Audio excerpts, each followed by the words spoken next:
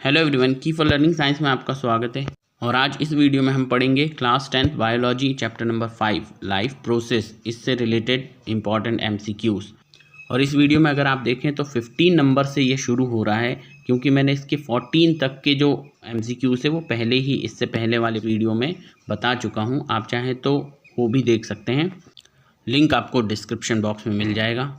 चलिए अब शुरू करते हैं 15 से।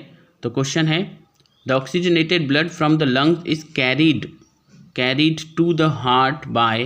तो यहाँ क्वेश्चन में कहा गया है कि लंग्स से हार्ट तक जो ब्लड लाया जाता है, ऑक्सीजनेटेड ब्लड लाया जाता है, वो किसके द्वारा लाया जाता है? तो आंसर है पल्मोनरी वेन के द्वारा। ठीक है, पल्मोनरी वेन लंग्स से ऑक्सीजनेटेड ब्लड कलेक्ट करती है और हार्ट तक लेकर जाती है। ठीक, नेक्स्ट क्वेश्चन है 16th, the basic unit of kidney is. Kidney हमारे शरीर का एक इम्पॉर्टेंट ऑर्गन है, इसकी बेसिक यूनिट कौन सी होती है? तो बेसिक यूनिट है नेफ्रॉन।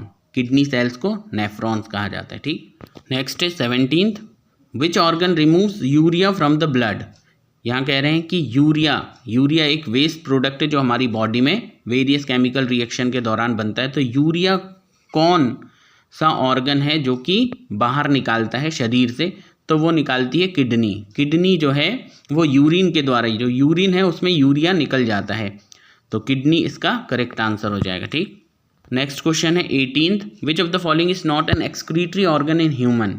तो यहाँ कहा गया है कि ह्यूमंस में इनमें से कौन सा, लंग्स, लिवर, स्किन, हार्ट, ये जो 4 ऑर्गन्स दिए हैं, इनमें से कौन सा जो है वो एक्सक्रीटरी ऑर्गन नहीं है?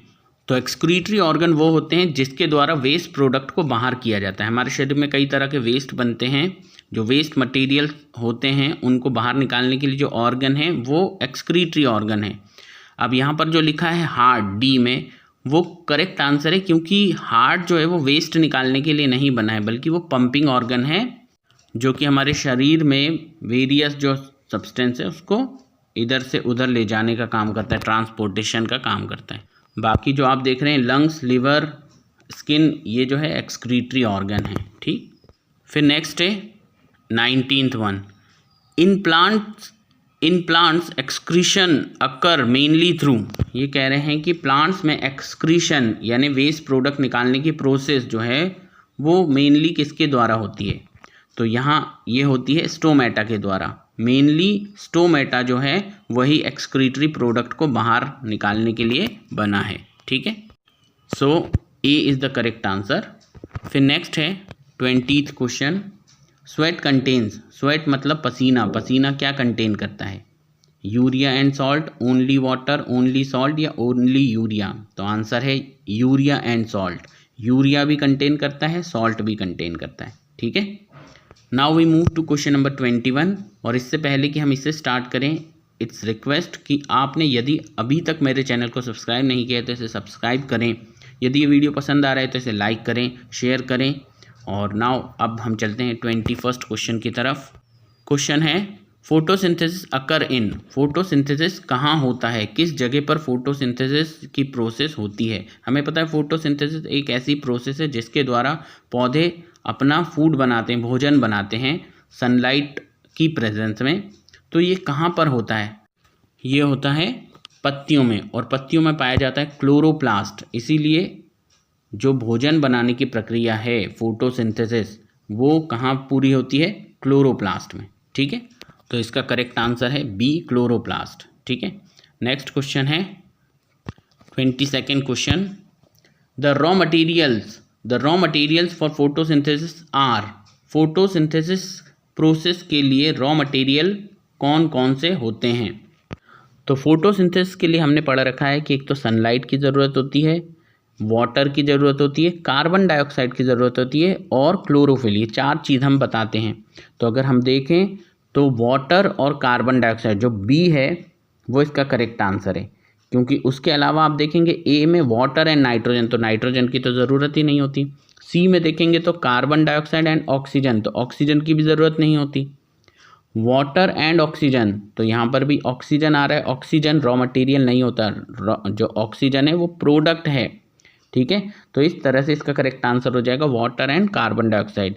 फोटोसिंथेसिस के लिए वाटर की भी ज़रूरत होती है और कार्बन डाइऑक्साइड की भी ज़रूरत होती है, इसीलिए these two are raw materials for photosynthesis. ठीक है, फिर नेक्स्ट क्वेश्चन है स्टोमेटा हेल्प इन, स्टोमेटा जो हैं छोटे छोटे pores which are found on the surface of the leaves, ये स्टोमेटा किस में मदद करते हैं? तो ये स्टोमेटा बने हैं गैसियस एक्सचेंज के लिए, यानी जो कार्बन डाइऑक्साइड है वो अंदर लेकर के जाते हैं किसके लिए? फोटोसिंथेसिस के लिए, और जो बना हुआ ऑक्सीजन है उसे बाहर निकालते हैं।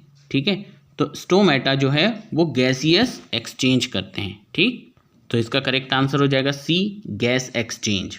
ठीक है, फिर नेक्स्ट है 24th, which is the first product formed during photosynthesis? कौन सा पहला प्रोडक्ट है जो कि फोटोसिंथेसिस के दौरान बनता है?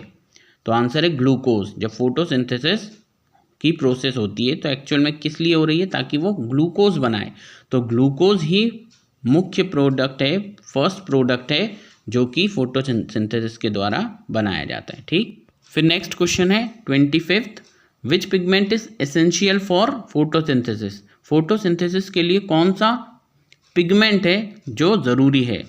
तो पिगमेंट कौन सा है? क्लोरोफिल। क्लोरोफिल जो है वो ग्रीन कलर का पिगमेंट है जो कि फोटोसिंथेसिस के लिए जिम्मेदार है। ठीक है, तो यहाँ आंसर हो जाएगा बी, क्लोरोफिल। ठीक, फिर नेक्स्ट है 26th, which organism uses insect trapping for nutrition?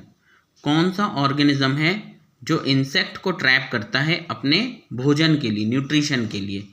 तो इसका आंसर है B, Venus fly trap. Venus fly trap जो है वो इंसेक्टिवोरस प्लांट है जो इंसेक्ट को खाता है अपनी नाइट्रोजन की जो रिक्वायरमेंट है उसको पूरा करने के लिए। और बाकी जो दिख रहे हैं रोज़, फंगी, कैक्टस, ये ना इंसेक्ट को नहीं खाते हैं। ठीक है, फिर नेक्स्ट क्वेश्चन है 27th question, which part of the leaf allows light to enter for photosynthesis?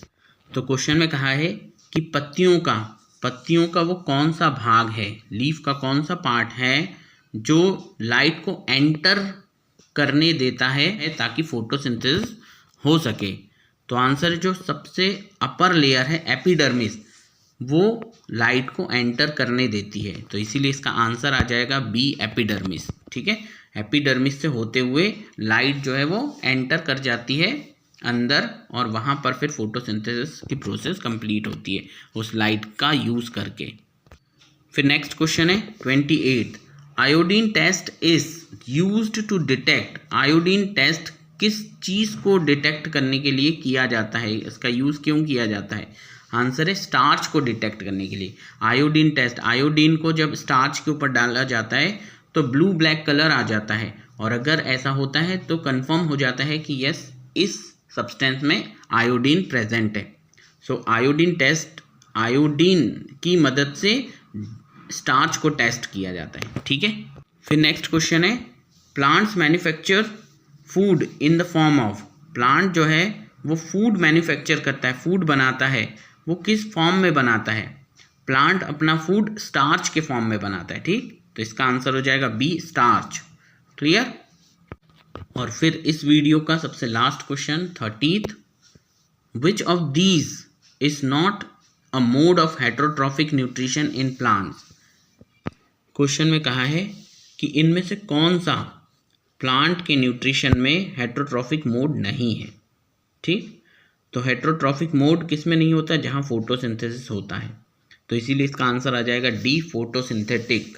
ठीक है, बाकी जो हैं वो सारे हेटेरोट्रॉफिक है। पैरासाइटिक मोड हेटेरोट्रॉफिक होता है, सेप्रोफाइटिक ये होता है हेटेरोट्रॉफिक, होलोजोइक हेटेरोट्रॉफिक है, लेकिन फोटोसिंथेटिक जो मोड है, फोटोसिंथेटिक मोड ऑफ न्यूट्रिशन, उसके अंदर जो प्लांट है वो खुद का भोजन बना लेता है। ठीक है, तो यहाँ आंसर आ जाएगा डी, फोटोसिंथेटिक।